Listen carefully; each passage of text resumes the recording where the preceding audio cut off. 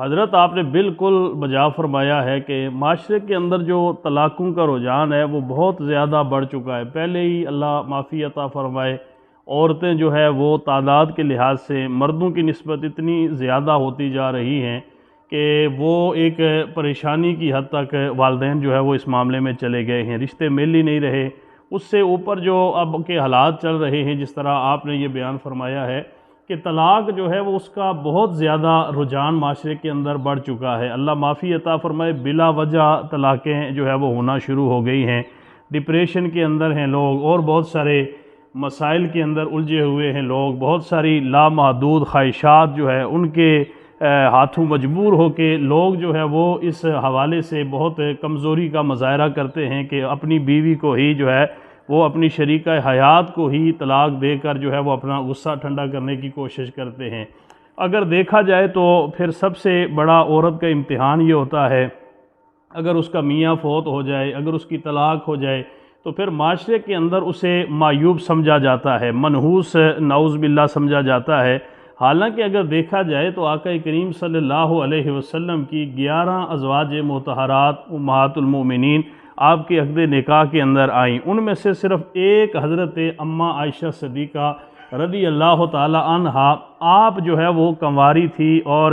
اس کے علاوہ جتنی بھی آپ کی شادیاں ہوئی، جتنی بھی ازواج مطہرات تھی، یا وہ طلاق یافتہ تھی یا پھر وہ بیوہ تھی جن کے ساتھ آقا کریم صلی اللہ علیہ وسلم نے جو شادی فرمائی۔ اب یہاں پر جو صحابہ کرام رضوان اللہ تعالی علیہم کے سامنے آقا کریم نے جب بیوہ عورتوں کے یا جو متعلقہ طلاق یافتہ خواتین ہوتی ہیں ان کے فضائل بیان فرمائے تو صحابہ کرام رضوان اللہ تعالی علیہم اجمعین آپ جو ہے وہ بیوہ عورتوں کے ساتھ شادی کیا کرتے تھے، ترجیح دیا کرتے تھے۔ اسی طرح جو طلاق یافتہ ہوتی، چونکہ ان کے سامنے حضور صلی اللہ علیہ وسلم کا عمل مبارک بھی موجود تھا،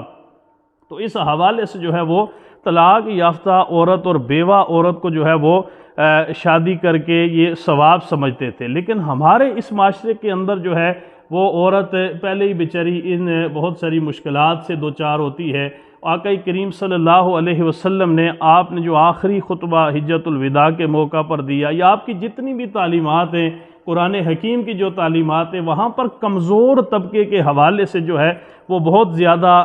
بیان کیا گیا ہے۔ کمزور سائل کے حوالے سے، اسی طرح غلام کے حوالے سے، نوکر کے حوالے سے، عورت کے حوالے سے، عورت اگر بیوہ ہو جائے اس حوالے سے، عورت اگر طلاق یافتہ ہے اس حوالے سے، مقروض کے حوالے سے جو قرض کے بوجھ کے نیچے دب جاتا ہے، اسی طرح اور جتنے کمزور طبقات ہیں آقا کریم صلی اللہ علیہ وسلم نے ان کا بہت زیادہ حق بیان فرمایا ہے۔ اسی طرح جو عورت جس کا میاں فوت ہو جائے وہ بیوہ کہلاتی ہے، جس عورت کو طلاق ہو جائے وہ مطلقہ کہلاتی ہے۔ طلاق یافتہ عورت اور بیوہ عورت کے حوالے سے آقا کریم صلی اللہ علیہ وسلم نے بہت ساری جو ہے وہ فضیلتیں بیان فرمائی ہیں۔ اگر وہ صبر و قناعت کے ساتھ وقت گزارتی ہے تو اس کو بھی آقا کریم صلی اللہ علیہ وسلم نے بڑا جو ہے وہ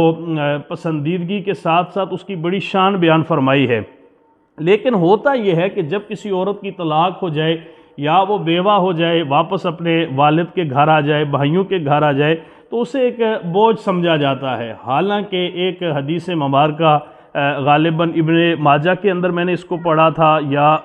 کہیں نظر سے گزری ہے کہ حضرت سراقہ بن مالک رضی اللہ تعالیٰ عنہ اسے روایت فرماتے ہیں۔ آپ فرماتے ہیں کہ آقا کریم صلی اللہ علیہ وسلم نے فرمایا کہ الا ادلکم علی افضل الصدقہ، کیا میں تمہیں بہترین صدقے کے بارے میں نہ بتاؤں کہ بہترین صدقہ کون سا ہے؟ تو صحابہ نے عرض کی کہ یا رسول اللہ ضرور بتائیے کہ بہترین صدقہ کون سا ہے۔ تو اللہ کے نبی نے فرمایا کہ ابنتک مردودۃ الیک، تیری ایسی بیٹی جو تیری طرف لوٹا دی گئی ہو طلاق کی صورت میں یا بیوہ ہونے کی صورت میں، اور لیس لہا کاسب غیرک، اور تیرے علاوہ اس کا اور کوئی کمانے والا بھی نہ ہو، اور کوئی اس کا جو ہے وہ بیٹے کی شکل میں اور کوئی ایسا اس کے سہارا بننے کے جو ہے وہ قابل نہ ہو، آپ اس کے اوپر جو خرچ کرتے ہیں، صدقہ کرتے ہیں، تو اللہ تعالیٰ اس سے بہترین صدقات کے اندر اسے شمار کرتا ہے۔ لہٰذا اگر کسی کے گھر کے اندر کوئی ایسی اللہ